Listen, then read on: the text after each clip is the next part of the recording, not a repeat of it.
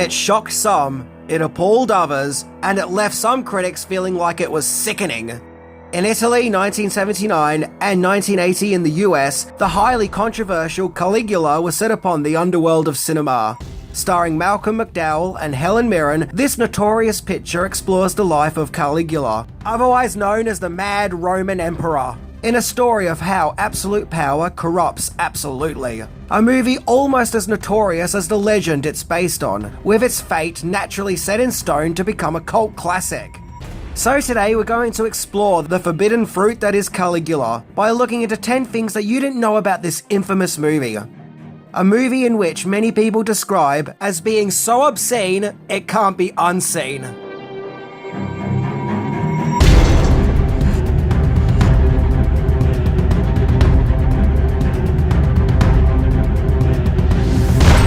So let the sordid banquet begin as we check out this movie that took Malcolm McDowell from Clockwork Oranges to Hot and Spicy Melons. And just so you know, I'll be referring to the intimate, explicit activity in this movie as doing the spicy tango. So, now you know.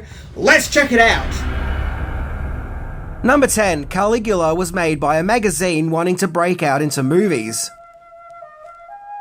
The genesis of the Caligula movie starts with the adult magazine Penthouse. The publication had already helped with the financing of several movies during the 70s, including The Longest Yard, The Day of the Locust, and Chinatown.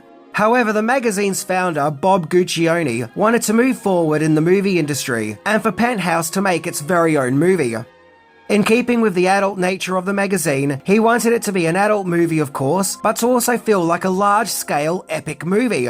A grand historical picture of big production values and big proportions, just like your average big Hollywood historical movie production. Only this one would feature more spicy tango.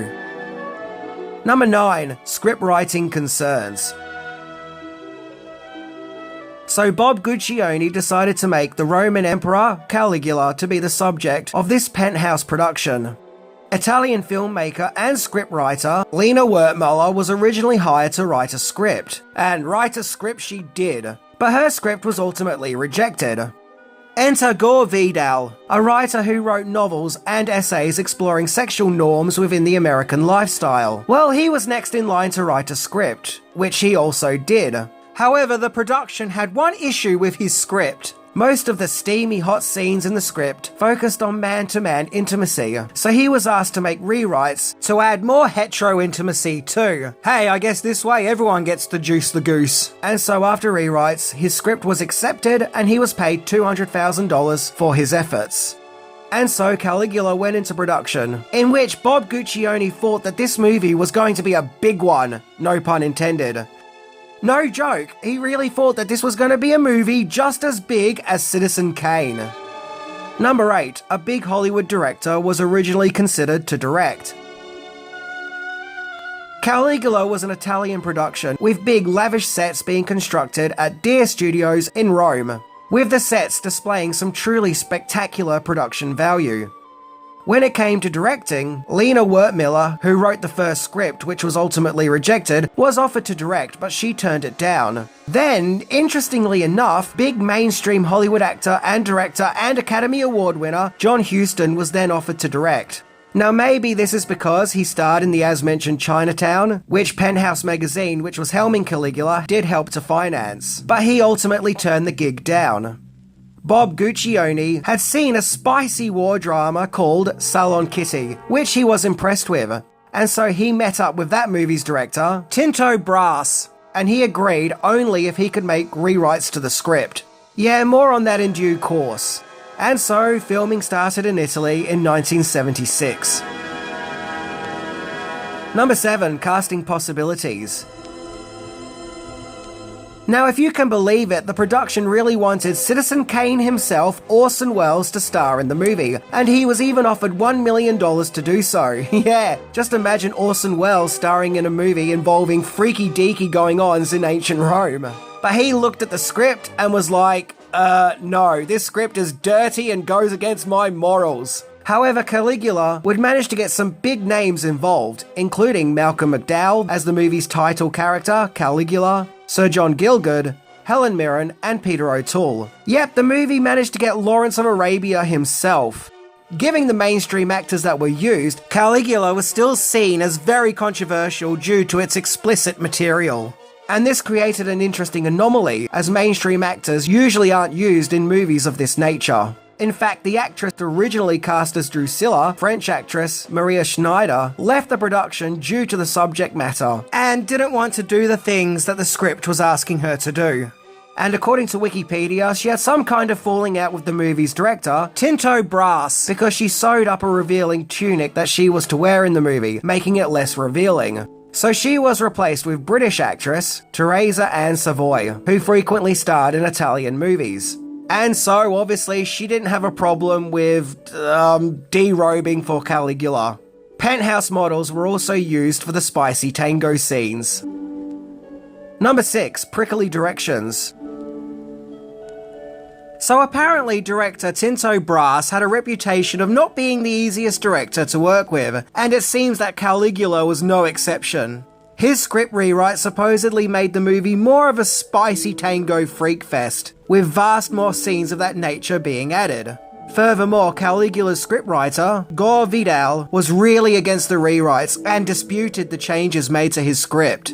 In a scathing interview with Time Magazine, Vidal proclaimed that movie directors are like parasites, and so feeling like this was probably a personal attack, director Tinto Brass had Vidal banned from Caligula's set, with the credits being reworked to proclaim based on a screenplay by Gore Vidal, rather than the screenplay being outright written by him. Vidal would go on to call Brass a megalomaniac, and Brass more or less responded by saying that if he wants to get back at Vidal, he'll just publish his original script, I guess suggesting in his opinion it's not very good. It seems that some cast members also had problems with Brass, particularly Peter O'Toole, who really did not like the director. However, Brass and Malcolm McDowell did seem to get along really well, so there's that. But that doesn't mean that Malcolm McDowell managed to escape any conflict in these turn of events. Number 5. Malcolm McDowell's controversial banquet. Yep, the conflicts surrounding Caligula aren't over yet. During the shoot, Malcolm McDowell, who is a football fan, was delighted over a match where England beat Italy. So he took members of the production out for a celebration dinner at a very expensive restaurant. The only problem is McDowell didn't bring enough money, so the movie's choreographer was stuck with the bill. This angered Bob Guccione, along with McDowell's behaviour in general, referring to him as shallow and stingy. There were other situations that irked Guccione, which included, as a keepsake, McDowell gave his dresser in the movie a pendant with her name engraved on it, but her name was spelt incorrectly, so she gave it back to him. So as a replacement gift, he was offering her a ring that was actually a prop from the production which he did not own, and really wasn't his to give away. So yeah, just things like that really seem to tick off Guccione. Number 4. Bob Guccione was also not happy with one of the other big actors. Caligula really was Bob Guccione's baby, his masterpiece. As mentioned, it was to be, in his eyes, his Citizen Kane. Be that Citizen Kane with more spicy tango going on. So much so, he used $17.5 million of his own money to finance the movie. Now, not only did he have issues with Malcolm McDowell, but he also had problems with Peter O'Toole too. Okay, so O'Toole is known to have suffered alcohol issues throughout his life. And although he supposedly cleaned himself up before the Caligula shoot and finally put the bottle down, Guccione still called foul, claiming that he was still on, well, something, and that he wasn't sober throughout the entire shoot. And it was no match made in heaven on Peter O'Toole's end either. In fact, he hated working on Caligula that much, he didn't even want to return to re-record some of his lines for post-production, and went into hiding, where the producers literally tracked him down in Canada and, according to Wikipedia, dragged him in front of the microphone to redo his lines, pretty much being brought in kicking and screaming by the sounds of it. Yeah, the behind the scenes of this movie seems to be just as controversial as what's on the screen, thanks to bitter disputes, filming risque material, and problematic restaurant dinners. Number 3. Controversial reshoots. So with all the conflicts going on behind the scenes of Caligula, you would think the cast and crew would be happy to move on once filming was wrapped up and to put it all behind them. However, once filming concluded, it was felt that more scenes of the old spicy tango were needed. So 2 weeks after filming, Bob Guccione and other crew members returned to Rome to film more explicit scenes. And apparently in order to film these scenes, they had to sneak into the studio at night and raid the prop room. The new spicy tango scenes that were filmed were of a, let's just say, unsimulated nature, which apparently really upset director Tinto Brass, who would then go on to disown the movie, where he ultimately got a principal of photography credit.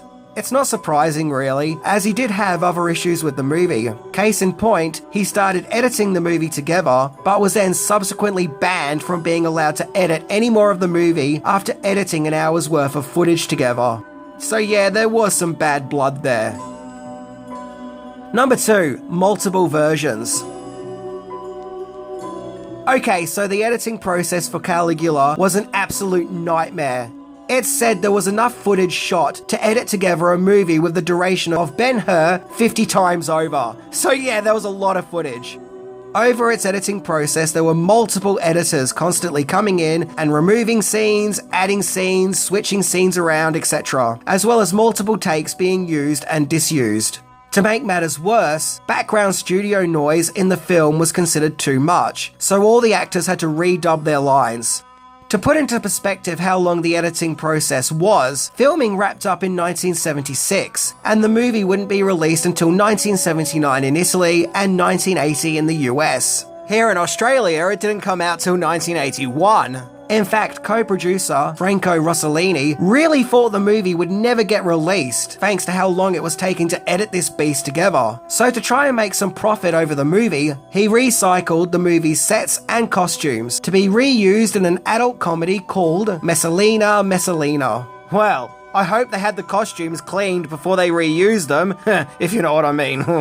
As a result of all the different edits, there are now many different versions of Caligula. How many exactly? Well, that's not known for sure, but several edits have differing amounts of explicit material, depending on how mainstream those particular edits were meant to be.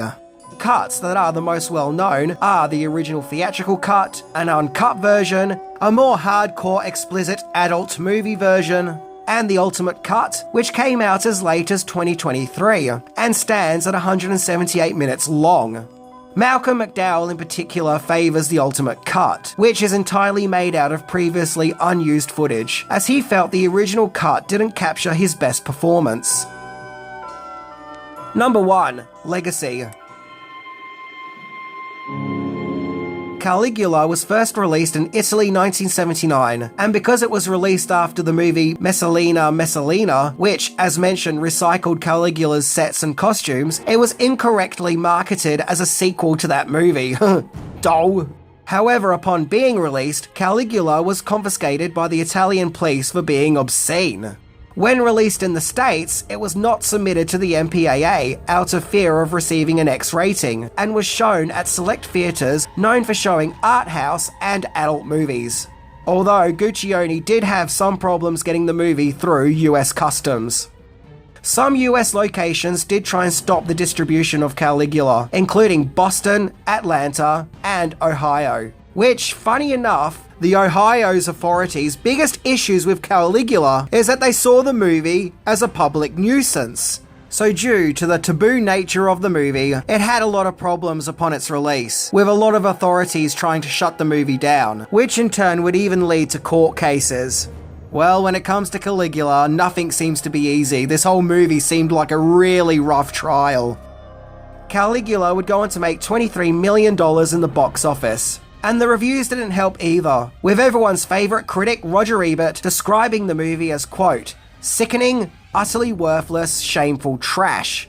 And British critic Leslie Hallowell describing it as, quote, a vile curiosity of interest chiefly to sadomasochists. Despite all this though, Caligula has become a cult movie. An outrageous guilty pleasure that many curious viewers feel they have to see it to believe it.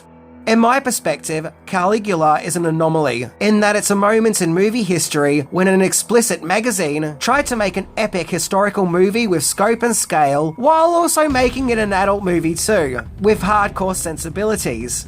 I guess every once in a while a movie comes along that breaks all the rules and is so outrageous and shameless, curiosity just gets the better of people, with them feeling the need, for better or worse, to see it for themselves. Yeah, look, every once in a while a crazy and truly bonkers movie comes along, or is discovered from long ago, and is too irresistible to not talk about. Something so shocking, it's appreciated on a niche level. And I think that Caligula does fit into that category. Anyway, I'm Minty, and I'm honestly surprised there isn't a Caligula musical. Oh wait, there is. Well, let the spicy tango commence. See ya!